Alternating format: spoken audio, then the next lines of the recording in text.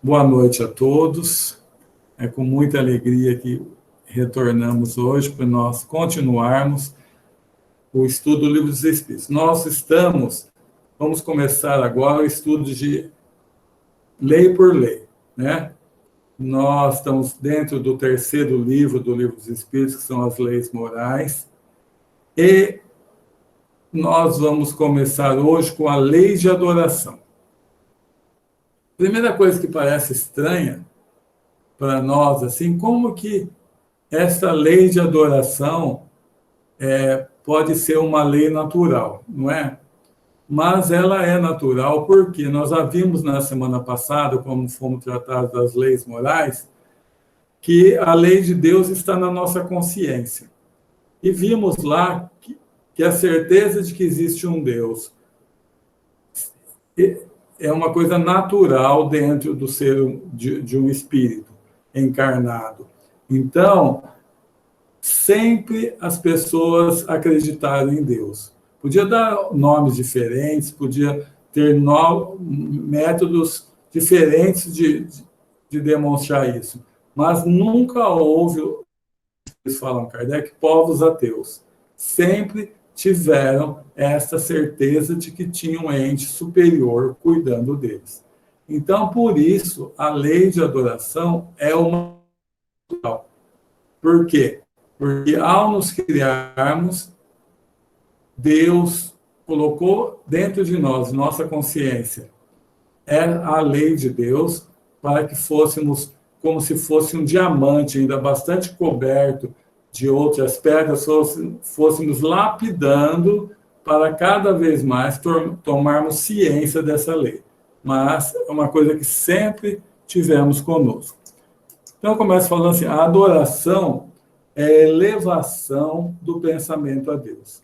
No livro, tem um livro muito legal, chama Leis Morais da Vida, de Joana de Ângeles, psicografia do Divaldo, que a Joana de Ângeles fala o seguinte: a maneira mais agradável de adorar a Deus é elevar o pensamento a Ele, como está ali, através do culto ao bem e do amor ao próximo. Consta na Bíblia que Deus criou o homem à sua semelhança. Muitas vezes nós criamos uma imagem de Deus à nossa semelhança. Então, muitas vezes nós achamos que Deus necessita da gente ficar glorificando o nome dele. Logicamente que não. Então, por isso que ela fala assim, de modo assim bastante claro, que a maneira mais agradável de adorá-lo é através do culto ao bem e ao amor ao próximo. Ou seja, toda vez que nós estivermos trabalhando dentro do bem, ajudando o próximo, toda vez que nós estivermos cumprindo a lei de Deus, nós estamos adorando a Deus. Então, Deus não precisa que nós fiquemos louvando, mas sim que a nossa forma de agir, o nosso ajudar o outro, nós vamos demonstrar que estamos louvando a Deus cumprindo a sua lei, que é a lei de amor que vigora em todo o universo. Então, é uma certeza que a gente tem que ter, que Deus vai ser louvado quando nós estamos fazendo bem, quando nós estamos levando o bem ao nosso próximo. Isso que é efetivamente adorar a Deus. Então, como eu falei, todos os povos possuem esse sentimento de adoração. Por isso é uma lei natural. Eles podiam dar o nome que fosse para Deus ou fazer formas diferentes nesses procedimentos de adoração, mas todos tinham a certeza de um Deus. Por exemplo, vamos pegar os índios aqui no Brasil. Eles davam a cada fenômeno natural um nome de Deus. Deus do trovão, Deus da chuva. Mas sabiam que eles tinham ser superior cuidando de tudo isso. A verdadeira adoração é do coração. Então, da mesma forma que nós falamos que Deus não tem nenhuma coisa perfeita, então ele não tem nenhuma das nossas deficiências. Nós vamos demonstrar que estamos adorando Deus pelo sentimento de fazer o bem, pelo sentimento de elevar o pensamento a ele. Então, uma das coisas mais importantes, nós vamos destacar isso no momento da prece, é que a nossa ligação com Deus tem que passar pelo coração. Nós temos que sentir o que estamos fazendo, falando com Ele. Então, Deus não vai medir ninguém pelo número de palavras que fala, pela religião que tem, nada disso. E sim, o quanto a pessoa está se entregando ao amor para o seu semelhante. O quanto ela está sendo mais humilde, o quanto ela está tendo compaixão, o quanto ela está sendo tolerante. Então, a adoração parte do coração. E a humildade é uma das coisas mais importantes nessa questão. Tem aquela passagem de Jesus, né, que o fariseu estava, Senhor, muito obrigado por eu não ser igual esse publicano, tal, porque eu lavo as mãos, eu respeito o sábado. E aí o publicano do lado, Senhor, nem olhe para mim, que eu faço muita coisa errada, Senhor. Eu não sou nem digno que o Senhor olhe para mim. Aí Jesus fala que o publicano foi muito mais justificado do que o fariseu.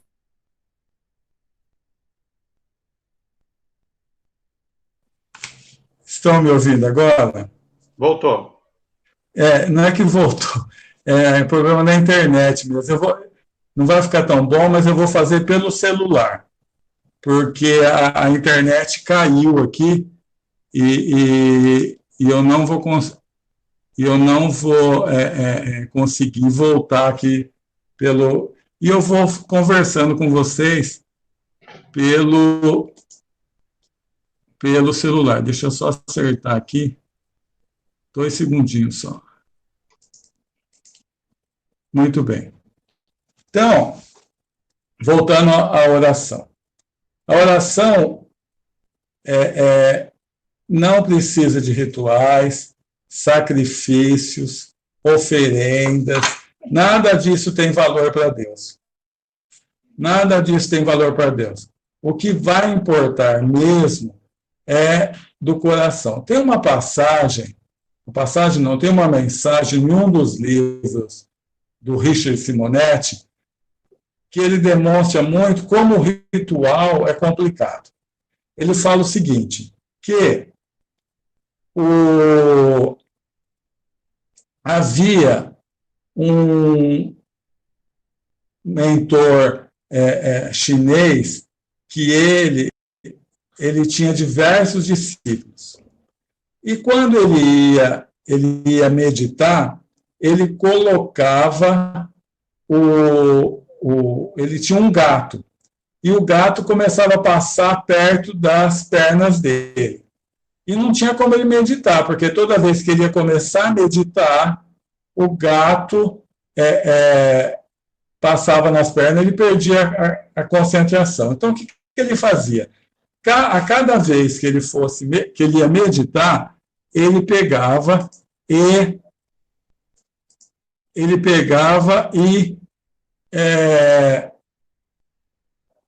prendia o gato, amarrava o gato com uma corda para poder meditar. E os discípulos ali vendo aquele monge fazer isso. Então, o que aconteceu? Um dia o monge morreu. E quando ele morreu, surgiram diversas classes dentro da seita dele. E umas falavam assim, para meditar, tem que ter... Um falava que tinha que ter o gato angorá, outro gato não sei o que, siamês, outro gato não sei o que. O outro tinha que amarrar o gato numa corda de ouro, outra de prata, outro... Então, o ritual traz esse problema. Por isso que no Espiritismo a gente evita de toda forma usar o ritual. Porque uma coisa que é secundária passa a ser principal. Então, nós devemos tomar muito cuidado com o ritual. Outra coisa importante também é o seguinte: a adoração em conjunto é preferível, mas a individual não é menos boa. Eu participo já há 20 24 anos de um grupo de vibração na comunidade Barçanufo.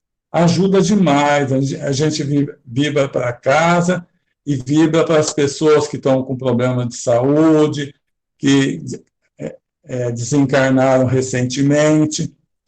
Mas essa oração em conjunto, ela tem que ser feita com todo mundo falando, pensando a mesma coisa. Então, geralmente, um fala e todos os outros se concentram e vibram igual. Então, o potencial dessa oração vai aumentar. Mas a dificuldade maior que muitas vezes nós temos, por exemplo, eu tenho essa dificuldade, não sei se vocês têm também. Quando vai fazer uma prece inicial, que nem a que eu fiz agora há pouco, vocês conseguem ficar repetindo o que a pessoa que está fazendo a prece está fazendo, ou vocês fazem uma prece separada? Porque muitas vezes tem muitas pessoas reunidas, mas cada uma orando diferente. Então, é como se tivesse diversas preces. Então, para que essa vibração possa ser em conjunto, todo mundo tem que estar orando junto. Mas a individual, logicamente, ela não é menos boa. O que vale é o coração. Nossa prece, ela tem que subir até Deus, subir até a espiritualidade superior. Então, quando eu vou fazer a prece e eu começo a usar palavras difíceis, pensar nas palavras que eu vou falar, pronto, eu já perdi a parte do coração, a da emoção. Tem até alguns centros que eles costumam, na prece inicial, pegar e fazer uma prece lida. Não é a mesma coisa. Não é a mesma coisa. Quando você vai fazer uma palestra em algum centro, você percebe que a prece é lida, não tem a mesma emoção de uma pessoa fazendo do coração. Então, mesmo que ela não seja uma prece com palavras tão bonitas, não tem problema. O que vale é o amor que nós estamos colocando nessa prece. Então, é importante nós sempre pensarmos nisso, que o que vale mesmo é a prece passar pelo coração. E, logo em seguida, nós vamos conversar um pouquinho sobre aquelas pessoas que se isolam para adorar a Deus. Então, se isolam numa montanha, ou se isolam em algum tipo de prédio religioso e passam a vida inteira orando a Deus. Então, Kardec pergunta, elas têm mérito? Os espíritos falam que não. Porque era muito melhor elas orarem, mas fazerem o bem também. Levarem o bem. Mas elas estão orando pelas pessoas. Tudo bem. Mas o bem que a gente pode fazer, muitas vezes passa em muito do bem que a gente só está pedindo. Porque quando eu estou pedindo só, eu estou fazendo um bem. Mas o que eu estou dando de mim? Pouco. Agora, quando eu vou ajudar, ver o que a pessoa precisa, dou a mão, ou escuto, é muito diferente. Então, só ficar orando não adianta. Nós temos que ajudar efetivamente, pôr a mão na massa. É como o Donizete falou no sábado, que ele estava falando sobre até essas palestras, nós temos que vestir a camisa. Se nós participamos de um centro, a Lídia dos Santos Lavac sempre falava isso na comunidade Barçanufo. O que tem de vocês aqui no centro? O que você participou aqui? Onde tem uma parte sua aqui no centro? Então, nós temos que pensar nisso. O quanto eu estou me doando à obra? Porque só pedir não vai adiantar tanto. Então, é importante a gente pensar nisso. O que nós estamos doando à obra? O que nós estamos fazendo para que a coisa ande também? A prece é um ato de adoração, torna melhor o homem porque fortalece contra as tentações do mal. Então, quando nós vamos... A prece tem 3 funções, né? Pedir, agradecer e a parte de adoração, de louvor que nós estamos falando aqui. Geralmente, nós só ficamos no pedir. Pedir, pedir, pedir. Mas nós temos que pensar um pouquinho na eficácia da prece. Será que Deus sempre nos atende? Pergunto a vocês, Deus sempre nos atende? É uma pergunta que a gente tem que pensar. Logicamente que não. Por que Deus não nos atende sempre?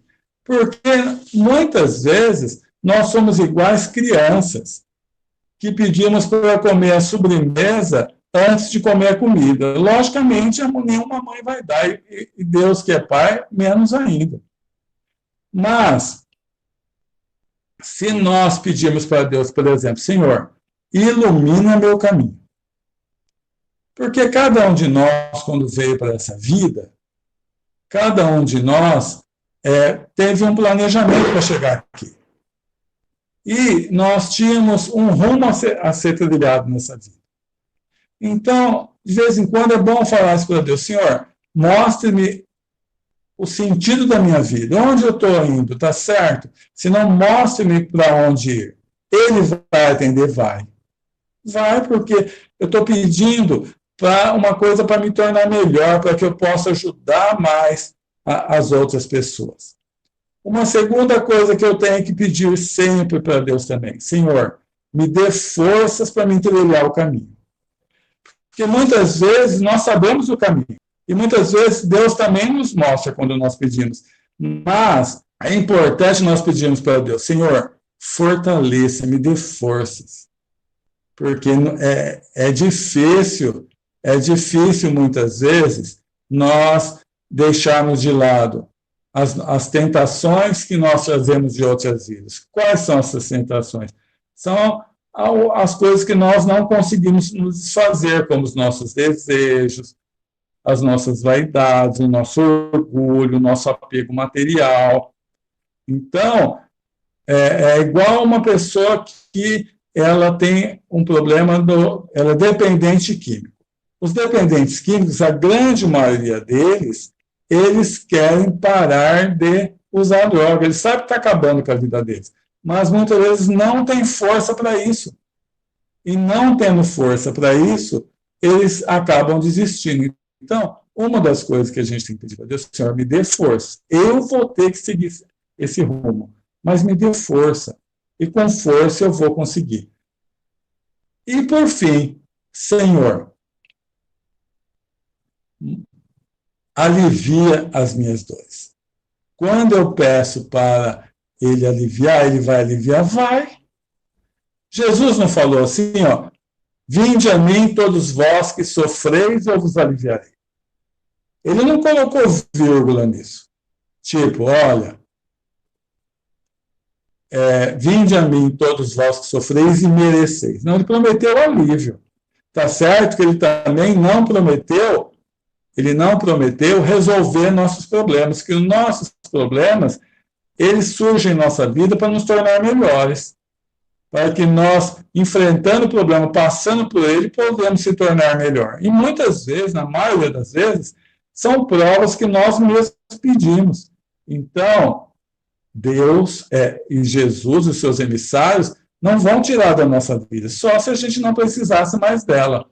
Então, pedir para Deus nos aliviar é muito importante. Então, essas três coisas eu vou pedir, mostre-me o caminho. Eu vou falar para Deus, Senhor, me dê forças para seguir nesse caminho. E, por último, eu vou pedir para Ele aliviar. As telas estão correndo sem eu fazer nada, então acho que eu vou até tirar essa tela, viu? Mas eu vou deixar assim, que eu não tenho condição de mexer muito nisso, não. Então, não é a prece, vamos voltar na prece. Nós já vimos, a prece tem que ser do coração. Pega lá e fala assim, Senhor, eu estou com esse problema. E para quem que a gente vai fazer a prece? Uma outra coisa que nós temos que pensar. Para quem faremos a prece? Muitas vezes nós temos confiança no nosso pai, nossa mãe, que já desencarnou.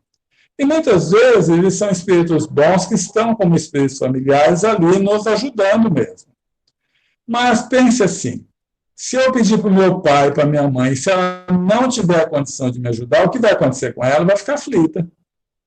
Então, se eu pedir para Deus, para Jesus, para o meu anjo de guarda, muitas vezes meu pai e minha mãe vão me ajudar em nome de Deus, em nome de Jesus, em nome do meu anjo de guarda. Mas eu não estou levando essa aflição caso ele não possa ajudar. Então, na minha opinião, é uma opinião minha, é melhor a gente fazer a prece nesse sentido, para Jesus, Maria Santíssima, para Deus, para o nosso anjo de guarda, porque mesmo que, por exemplo, vai fazer para Jesus, vai vir um emissário de Jesus para ajudar, pelo seu anjo de guarda, vai vir um espírito familiar te ajudar ali. Então, é melhor a gente fazer isso no tocante à prece. Então, a prece do coração, procurar elevá-lo o máximo que der. O que é elevá-lo? Colocando todo o amor que a gente puder ali. E sabendo que Deus é Pai. Ele vai mandar o que for de melhor para nós. É que muitas vezes o que nós achamos que é de melhor não é. Então a gente tem que ter esse cuidado também. A prece não elimina nossas faltas. Então, Kardec perguntou o seguinte para os espíritos: olha, nós podemos pedir para Deus tirar as nossas provas? Nós vamos se tornar melhores só orando? Ele falou, não. Vai depender das atitudes. É lógico, como nós já vimos agora há pouco, que Deus vai mandar força, vai iluminar o caminho, e tudo isso vai favorecer que eu mude. Mas eu tenho que mudar. Num dos capítulos do Evangelho, eu não me lembro qual, se é o da fé, que Kardec mostra um homem que está no meio do deserto. E não tem água, não tem comida, ele está numa situação desesperadora, ele acha que vai morrer. E aí ele pede para Deus, Senhor, me ajude, me salve. E aí vem uma ideia na mente dele, como Deus sempre nos atende assim, vem uma ideia na mente dele, fala assim, levanta e vá nesse caminho. Só que o que acontece? Ele levanta, vai por aquele caminho, lá na frente ele acha um oásis, onde tem água, onde tem frutas, e ele se salva. Então, lá no Evangelho fala o seguinte, se ele for uma pessoa religiosa, ele vai falar, Senhor, muito obrigado. Mas se ele não for, ele vai falar assim, nossa, que sorte eu tive, né? Porque se eu fosse os outros caminhos todos, eu ia morrer. E eu vim pelo caminho certinho. Mas, se ele pedisse para Deus e ficasse ali sentado, o que ia acontecer? Ele ia morrer do mesmo jeito. Então, toda vez que eu estou pedindo alguma coisa para Deus, eu tenho que saber que eu tenho que fazer a minha parte. Que Deus vai me ajudar, vai iluminar, vai mandar pessoas me ajudarem, mas eu tenho que fazer a minha parte. Uma outra situação que dificulta. Geralmente, quando eu estou com problema, eu estou desesperado. Aí eu peço para Deus me ajudar, mas continuo desesperado. Então, o que vai acontecer? Essa resposta de Deus vem de uma forma sutil. Como eu falei agora há pouco, vem num pensamento, vem num sonho, num livro que eu abra, numa pessoa que vem conversar comigo, numa palestra que eu escute. Mas se eu estou desesperado, eu não vou perceber a resposta. Então, aí entra a fé da pessoa. Se eu pedir para Deus, eu tenho que fazer um silêncio. Por exemplo, nos próximos 3 dias eu não vou pensar nisso. É difícil, hein? Pessoas que são que nem eu, que são super preocupadas de forma errada, ela tem essa dificuldade de desligar-se. Mas é importante. Se eu pedir para Deus, eu tenho que confiar que vai vir uma ajuda e vai. Algumas vezes, não do que eu estou pensando, de uma forma bem diferente. Mas é importante nós ficarmos serenos, calmos. Aí entra a fé. eu pedi para Deus, calma que Ele vai mandar ajuda. Ou então, Ele vai me dar força para resignar, porque isso muitas vezes eu vou ter que passar. Mas eu vou passar já não sofrendo mais. Eu vou passar sabendo, olha, depois disso tudo eu vou crescer demais com isso daí. Então, eu vou ficar mais calmo. É muito importante isso. A prece não elimina nossas faltas, mas ela, ela nos ajuda a nós mesmos buscar, ela nos dá força, coragem para nós suportarmos os nossos problemas. Nós podemos orar pelos outros também. É muito importante que nós façamos isso. Algumas vezes, nós temos pessoas que nós conhecemos que estão passando por necessidades físicas, necessidades morais, necessidades psicológicas. É importante nós acostumarmos a orar por elas. A oração que nós fazemos para uma pessoa que não é nosso ente querido vale muito mais. Vocês lembram que nós vimos na semana passada, na Lei de Deus, quando ele fala que o bem depende do sacrifício que a gente faz para fazer?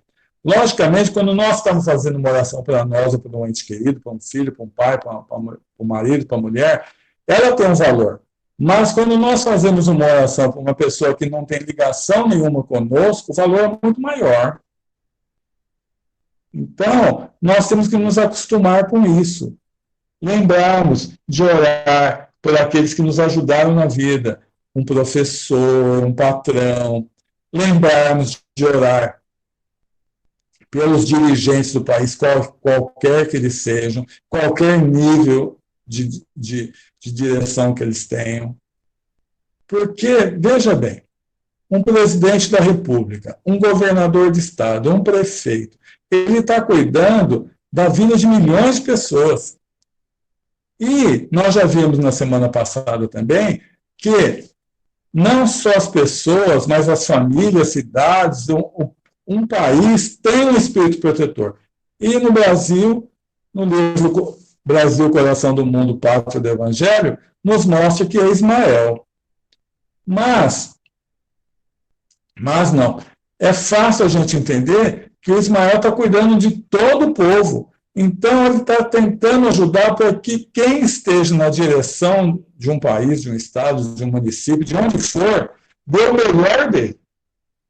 Então, nós podemos colaborar com isso também. Eu posso nem gostar daquela pessoa, não tem problema. Ore por ela. Pede para ela faça o melhor que ela possa para contribuir para outras pessoas. E se tem umas pessoas que nós temos que lembrar de sempre de pedir, é para os desencarnados. Muitas vezes nós esquecemos disso. Tem religiões que eles têm como filosofia que não adianta orar pelo desencarnado, pelo que morreu, porque aquele que morreu já está com a sorte fixada.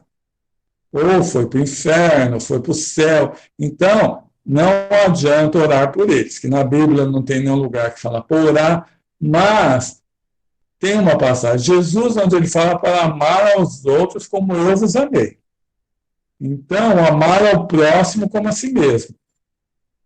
Nós temos que pensar o seguinte, olha, se nosso ente querido, ou não precisa nem ser ente querido, alguém que nós estamos orando, que desencarnou, tiver precisando de ajuda, se ele tiver com muitas culpas, se ele tiver com muito ódio, com desejo de vingança, a nossa oração pode ajudá-lo demais. Ele pode perdoar, ele pode perdoar-se, ele pode arrepender-se. Então é importante nós orarmos por todos os nossos, por exemplo, antepassados, o pai, a mãe, o avô, a avó, os tios já desencarnados, os primos. Então, principalmente por aqueles que nós sabemos que desencarnaram numa situação não tão boa. Aí o nosso dever de orar aumenta demais.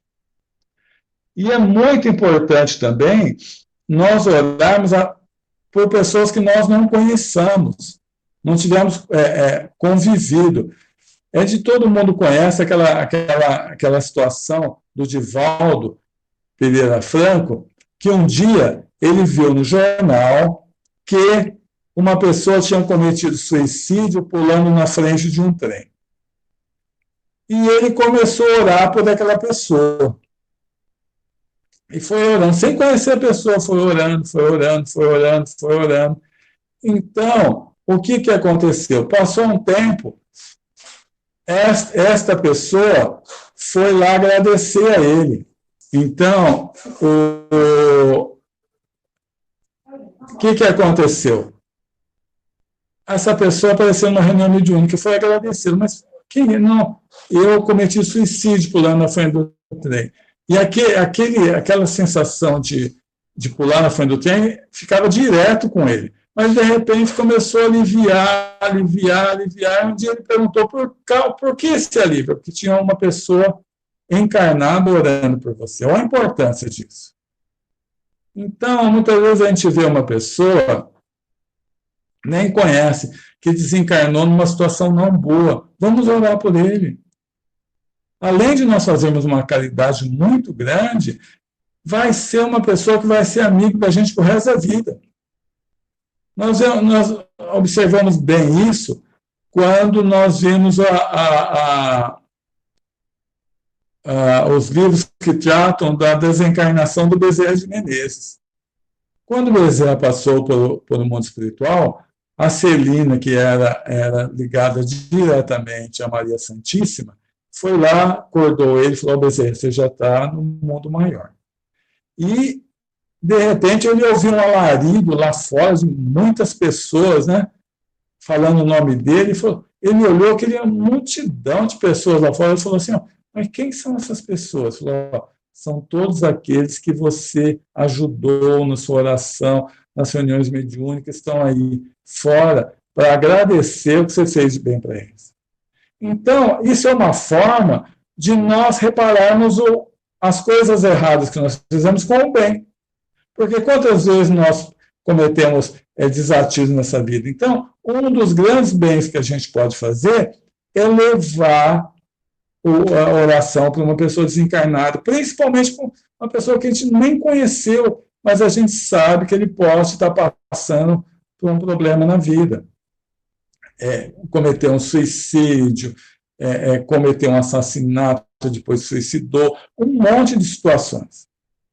Quando nós vemos uma pessoa cair na vida, e todo mundo pode cair nas cascas de banana da vida, nosso pensamento deve ser o seguinte: olha, ele mostrou como eu não fazer para não sentir a dor que ele está sentindo. Ele, para aprender, ele se esborrachou no chão e está tudo machucado. Agora, eu estou vendo que ele caiu.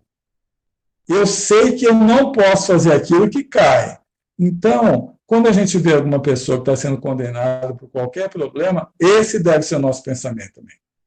Senhor, amparo, Deus, pela vossa infinita misericórdia, dê para ele todas as condições de ele se reerguer. É importante nós pensarmos nisso também. Uma outra coisa importantíssima no tocante à prece é no tocante ao Evangelho no lar. Nós temos até o nosso confrade do Jesus Nazaré, o Delcídio Furtado, ele tem até um blog que toda semana ele publica sobre o Evangelho no lar. É muito importante nós fazermos o Evangelho no lar. Então, como que é feito esse Evangelho? Nós marcamos um dia da semana, qualquer dia. Por exemplo, aqui em casa é domingo à noite, 9h da noite. E, nesse dia, a família se reúne, pega o Evangelho segundo o Espiritismo, então pega um livro de mensagem, pega um livro e você faz uma breve leitura, no máximo aí 10 minutos. E depois passa para, se alguém quer comentar alguma coisa, e faz, igual nós falamos antes, uma vibração. Pede para os nossos antepassados que já desencarnaram, para as pessoas que nós sabemos estão precisando de ajuda. E, nesse momento, o que vai acontecer? Toda semana a gente vai fazer sempre no mesmo dia, no mesmo horário. Se tem alguém na nossa casa, olha, você pode dar licença um pouquinho, nós vamos fazer o evangelho ali do lado. Se você puder nos ajudar, quiser participar, tudo bem. Se não, 15 minutinhos nós estamos aqui de volta. As pessoas vão entender. Mas o que acontece? Quando nós marcamos o evangelho para ser feito na nossa casa, os nossos entes queridos, desencarnados, vêm nos visitar, porque eles têm um monte de compromisso do lado de lá também. Mas, como nós já marcamos um horário para fazê-lo, nesse dia, nesse horário, eles vêm nos visitar. Então, é importante nós começarmos isso. Mas eu já tentei conversar com meu marido, ele não quer fazer, com meus filhos. Comece sozinho. É bom que toda a família esteja reunida. É bom também de nós darmos atividades para as crianças. Por exemplo, hoje você que vai fazer a prece final, você que vai fazer a prece inicial, hoje você vai fazer a leitura, porque ela se sente importante em fazendo isso. E quando nós começamos isso de criança, e eu tive esse exemplo em casa, eu percebo que meus filhos, mesmo morando separados da gente, sozinhos, eles fazem o evangelho no mesmo dia que aqui em casa. Então, nesse momento, nós estamos melhorando o padrão vibratório de nossa casa. Por quê? Você está levando seu pensamento a Deus, está pedindo para outras pessoas, e está tendo essa companhia do seu espírito protetor, muitas vezes, dos seus espíritos familiares, que vêm ali ajudar. Muitas vezes, os espíritos, até se tem alguma pessoa precisando de ajuda, eles trazem para ela ser ajudada também. Então, é uma coisa muito importante nós pensarmos nisso. Será que não estamos fazendo evangelho? Vamos começar. Mas sempre assim, o mesmo dia da semana e o mesmo horário. Para ser uma situação de compromisso nosso com a espiritualidade.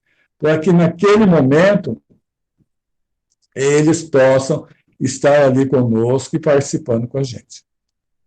Então, o que eu tinha que falar sobre esse tema é isso. Eu peço desculpa por todo esse problema que houve aí com a internet, mas eu vou abrir agora para que vocês perguntem. Agora, não tem jeito de eu não ver o chat, porque o chat está aqui na minha frente. Né? A meditação é uma forma de adoração. A meditação, Maíra, é uma busca do nosso eu interior. Então, você desliga-se das coisas do cotidiano e busca o interior. Mas nisso você pode também buscar o Deus interno seu e buscar até o pensamento em outros espíritos maiores. Então, na minha visão, também é uma forma de adoração. Porque você primeiro está se conhecendo, porque na meditação você tenta pensar como espírito que você é. Então, desligar-se das coisas do dia a dia. E quanto mais ela for não convencional, assim, espontânea, ela é melhor. Pensa um pouco, deixa eu ver como foi meu dia, como é que foi minha semana, onde eu posso melhorar. E liga-se em Deus, sinta-se como filho de Deus que é. O Edson. Pois não, Rodrigo. Deixa eu fazer uma pergunta. Você falou da adoração aí a Deus, existem algumas formas. Por exemplo, igual você falou, através do pensamento, né, de uma meditação, enfim, de uma caridade, de um amor ao próximo. Existem outras formas de adoração ou não? Então, como eu falei, eu vou até repetir o que a Joana escreveu, porque eu acho que é sublime esse escrito dela. Ela fala assim, a maneira mais agradável de adorar a Deus é levar o pensamento a Ele através do culto ao bem e do amor ao próximo. Então, o que você perguntou é muito importante. Olha bem, muitas vezes nós paramos para para adorar a Deus fazendo uma oração, não é? Ou à noite, ou ao acordarmos. Mas nós esquecemos que durante todo o dia nós estamos orando, não estamos? Todo dia nosso pensamento não tá se elevando de alguma forma para alguma coisa. Então, foi o que o Donizete falou, eu vi ele falando ontem na reunião que ele fez da parte da mediunidade. Primeiro a gente tem que vigiar, depois orar. Então, de que adianta eu ficar fazendo uma oração à noite ou de manhã, se durante todo o dia eu levo problema para outras pessoas, eu agrido, eu não tenho nenhum pingo de paciência. Então, se perde todo. Então, nós temos que pensar o seguinte, é como se o nosso viver já é uma forma de orar. Porque durante todo o dia, nós estamos emitindo pensamentos, que são energias, que de alguma forma chegam em outras pessoas, ou encarnados ou desencarnados. Então, tudo na vida, se você for pensar assim, é uma forma de oração mesmo. Por quê? Porque eu peço para Deus, fechei ali, igual a gente sempre fala, entrou no centro e virou santo, mas saiu do centro, passa a ser eu mesmo. E eu começo a fazer tudo em desacordo com o que eu estava fazendo antes, de que adiantou? Muito pouco. Então, a gente tem que pôr importante que nós estamos orando nas 24 horas por dia. Esse assunto parece fácil, mas ele é importante nós meditarmos sobre ele. Como nós estamos orando? Qual a importância que nós estamos dando para isso? Porque, vamos pensar um pouquinho, ó. Jesus orava? Jesus orava ou não? Orava. Sim, E bastante. E como orava, isso mesmo, Vitória. Muitas vezes, ele saía de perto das pessoas para ter um pouco de paz e elevar mais o seu pensamento. Por quê? Ele estava em constante ligação com o Pai, para que a sua missão desse tudo certo como deu. Então, mesmo um espírito puro como Jesus, a gente fala assim, nossa, mas um espírito puro que tem toda a sabedoria, toda a inteligência, toda a bondade, ainda assim tem que orar? Ele orou. Quanto mais nós, então, né? Deixa eu ver o que a Maíra perguntou aqui. Quando nós oramos pelos desencarnados se suicidados, assassinados, nós atendemos. Ótima pergunta também, Maíra. Nós não precisamos ter esse medo. Então, a pergunta da Maíra é uma pergunta muito sensata. Eu vou orar por um espírito que desencarnou, por uma pessoa que desencarnou em situação não boa, eu vou atrair ele para minha casa. Tem muitas pessoas que não oram por causa disso. Gente, mas sempre nós falamos que a luz é muito superior às sombras. Numa situação dessa, se você está querendo fazer o bem, logicamente, vamos dizer que ele pode até ser trazido, mas vai vir acompanhando um espírito muito mais superior a ele. Porque seria não acreditar em Deus a gente pensar que fazendo bem para outra pessoa, podemos ser, de alguma forma, prejudicados com isso.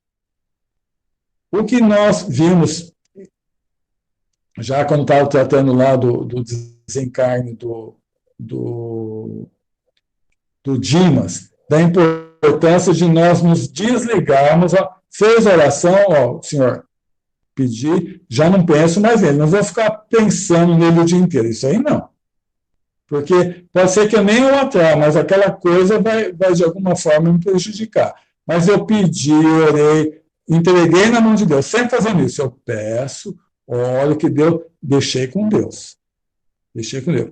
Mesmo porque só Deus cura, só Deus vai fazer a pessoa melhorar.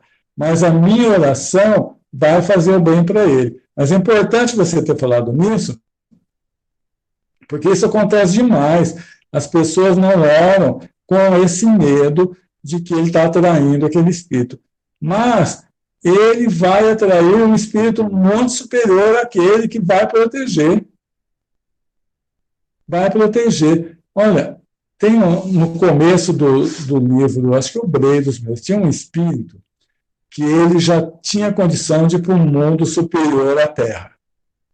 E ele estava no plano espiritual, meditando um dia, ele viu um monte de luzes passando assim, vão no plano espiritual. Mas uma luz mais bonita que a outra, indo para as trevas, as trevas mais desequilibradas que tinha. Aí ele chamou uma pessoa e falou: o que aquelas luzes estão indo para a treva? Aí falaram para ele: é Jesus e seus emissários que estão indo socorrer as trevas. Então, pensa bem, Jesus saiu de uma situação que ele está de um total harmonia e foi nas pessoas mais necessitadas, Jesus e seus emissários. Então, nós temos que pensar nisso. Não ter medo de levar o bem com medo de ser afetado. Não, porque o bem que nós estamos fazendo vai superar em muito. Não é que vai superar, vai trazer a proteção para que nós não sejamos afetados por isso. Ficou claro, Maíra? O Edson, eu queria dar uma contribuição. Pois não, Donizete. Porque a gente tem que pensar no mecanismo da prece, que é o pensamento. E o pensamento é uma ondamento eletromagnética. E que para o outro receber diretamente o meu pensamento em prece, ele precisa estar na sintonia. Então, raramente um assassino, um suicida, ele vai receber diretamente a nossa prece. Então, é como você falou. Eu oro, aí vem um espírito bom, pode ser até o meu protetor, o protetor para quem eu estou orando, que vai recolher os meus fluidos para poder ajudar o outro, se ele merecer naquele momento. Ou então vai ser oportunamente. Então, nós realmente não precisamos ficar preocupados, porque nesses casos, a sintonia raramente é a mesma. Ótima colocação, Donizete. Definiu tudo. Obrigado. Somente uma observação barra dúvida.